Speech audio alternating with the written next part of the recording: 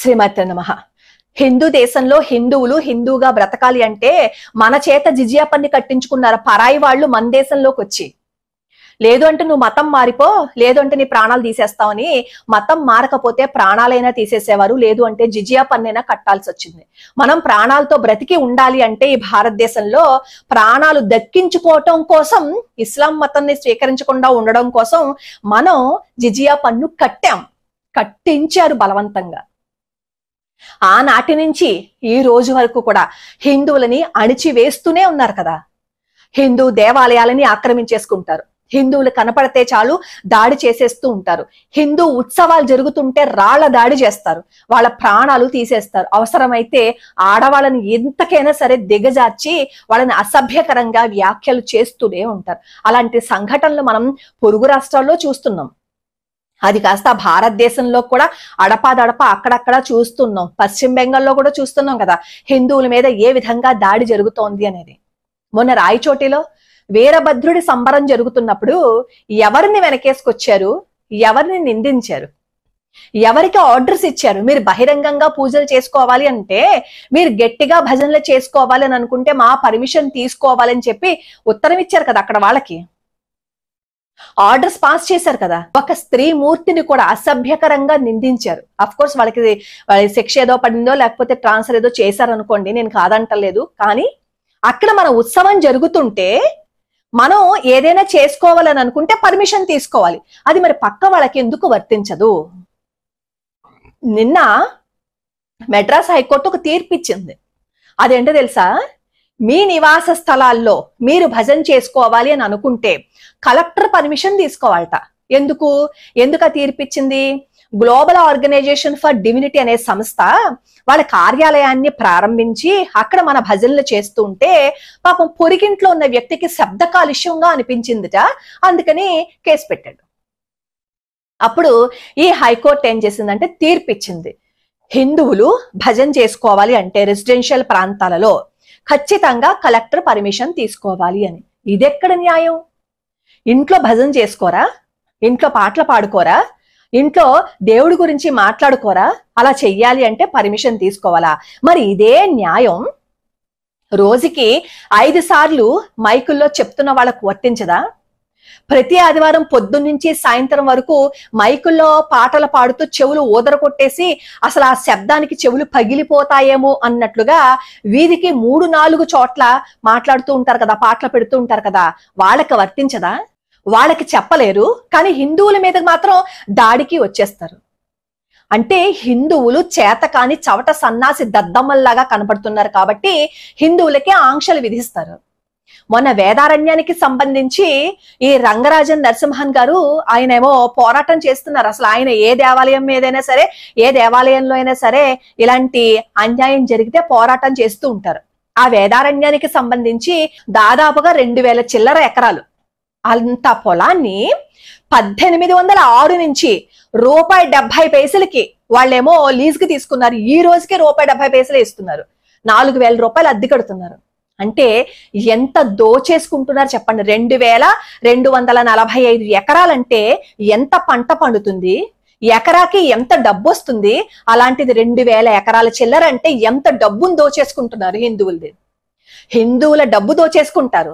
హిందూ దేవాలయాల్లో వాళ్ళ ప్రతాపాలు, వాళ్ళ ఆటలు అన్ని సాగిస్తూనే ఉంటారు. హిందువుల మీద ఆంక్షలు విధిస్తారు. మరి ఇదే నోరు మిగతా వాళ్ళ మీదకి ఎందుకు రావటం లేదు? మిగతా వాళ్ళ గురించి ఎందుకు చెప్పటం లేదు? అలా అంటారు. మేము కన్యాకుమారిలో కూడా ఇదే ఇష్యూ జరిగినప్పుడు వాళ్ళ మీద ఇటువంటి ఆంక్షలే విధించాము అన్నారు. మరి వాళ్ళు పాటిస్తున్నారా? పాటించట్లేదు కదా. ఎక్కడ పడితే అక్కడ మైకుల్లో వాళ్ళ మత ప్రచారం చేసుకుంటూ ఉన్నప్పుడు హిందువులకి మాత్రమే ఎందుకు ఈ ఆంక్షలు? కనీసం నేను ఆ వీడియో పెట్టిన తర్వాత 4200 మంది సంతకాలు కావాలట. సంతకాలు పెట్టండి అంటే పాపం ఆ మాట విని 1300 మంది సంతకాలు పెట్టారు. వాళ్ళు సపోర్ట్ చేశారు.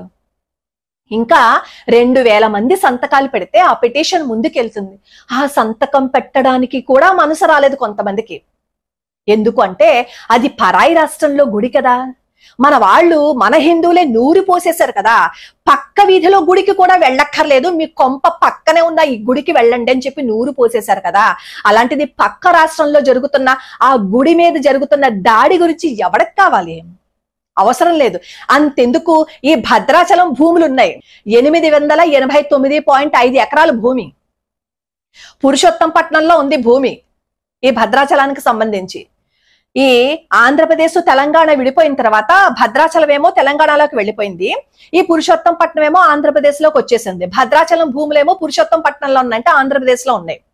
ఈ భద్రాచలానికి సంబంధించి ఈఓ గారు ఆ భూములు అన్యాక్రాంతం అయిపోతున్నాయని చెప్పి మావి అని చెప్పి అక్కడికి వెళ్ళి మాట్లాడితే ఈ పురుషోత్తంపట్నంలో ఉన్న గ్రామ ప్రజలు ఆ ఈఓ గారి మీద దాడి చేశారు.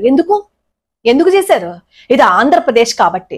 అంటే అది దేవాలయానికి సంబంధించిన ఆస్థ కాదా మనకు అవసరం లేదు, అది మన అన్యాక్రాంతం చేసేసుకున్నామా లేదా, అది మన ఆంధ్రప్రదేశ్ లో ఉంది కాబట్టి అది మనది అని హైకోర్టు తీర్పిచ్చింది. అది దేవాలయం భూమి, దేవాలయానికే అర్పించాలి, దేవాలయానికే ఇవ్వాలి అని. అయినా సరే అన్యాక్రాంతం చేసేసుకుంటున్నారు. దాని గురించి ఎవరైనా మాట్లాడతారా? అక్కర్లా, మాట్లాడం. ఎందుకు అంటే మనకు అవసరం లేదు కదా, అది ఎక్కడో భద్రాచలంలో ఉంది గుడి, ఈ భూములేమో ఆంధ్రప్రదేశ్ లో ఉన్నాయి కాబట్టి పరాయి రాష్ట్రంలో ఉన్న వాటి గురించి మనం ఎందుకు మాట్లాడాలి?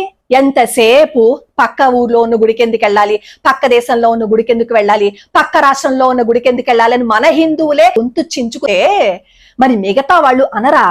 మిగతా వాళ్ళు మాట్లాడరా? మేఘాలయాలో మన శివలింగం కనిపించిందిట, పురాతన కాలం నాటి శివలింగం. గవర్నమెంట్ ఏం చెప్పిందో తెలుసా? అక్కడ ప్రభుత్వం ఆ శివాలయాన్ని దర్శించుకోవడం కోసం వెళ్ళకండి, ఎందుకంటే అక్కడ ప్రమాదకరమైన పరిస్థితులు ఉన్నాయని. ఓకే, ఆల్ రైట్, ప్రమాదకరమైన పరిస్థితులు అంటే చూడడానికి ఎవరు వెళ్ళరు, ఎందుకంటే భయం, ప్రజల యొక్క ప్రాణాలు ముఖ్యం కాబట్టి. కానీ అక్కడ ఉన్న క్రిస్టియన్స్ అన్నారట, మీరు అది చూడడానికి కుదరదు అన్నారట, వెళ్ళడానికి కుదరదు అన్నారట. వాళ్ళకి మన దేవాలయం మీద పెత్తనం ఏంటి? ఆ అధికారాన్ని ఎవరిచ్చారు? అంత చులకన భావాన్ని ఎవరు చేశారు? అంత చులకనగా ఎవరిచ్చేశారు? మనం ఇచ్చాం. మనలో మనం పోట్లాడుకొని మన దేవాలయాలకి వెళ్ళొద్దు అని మనమే చెప్పుకుంటున్నాం కదా, మనం ఇచ్చాం ఆ చులకన. వీళ్ళందరూ ఎవరో తెలుసా? పక్క ఊళ్ళోకి దేవాలయానికి వెళ్ళకండి, పక్క దేశంలో ఉన్న దేవాలయానికి వెళ్ళకండి అంటారు. మళ్ళీ మనకు మాత్రం వచ్చేయాలన్నీ ముసుగు వేసుకున్న హిందువులు అనమాట. వీళ్ళందరూ హిందువులు అని చెప్పుకుంటున్న పరాయి మతస్థులు అనమాట. మన దేవాలయాలకు వెళ్తుంటే వెళ్ళొద్దు వెళ్ళొద్దు వెళ్ళొద్దు. ఇప్పుడు అక్కడ చెప్పాడు, నువ్వు ఇంట్లో కూడా భజన చేసుకోవడానికి వీలు లేదని. అక్కడికి వెళ్ళి మాట్లాడగలరా? నోరు రాదు, మాట్లాడం. ఎందుకంటే అక్కడ ఆ రాష్ట్రంలో మాట్లాడుతున్నారు కదా. అదే హిందూ దేవాలయాల గురించి చెప్తున్న వాళ్ళ మీద మాత్రం దాడికి వచ్చేస్తారు. కొంచెమైనా సిగ్గు అనేది ఉండాలి. హిందువులని చెప్పుకుంటూ హిందూ దేవాలయాల గురించి మాట్లాడుతున్న వాళ్ళ మీద దాడి చెయ్యడానికి.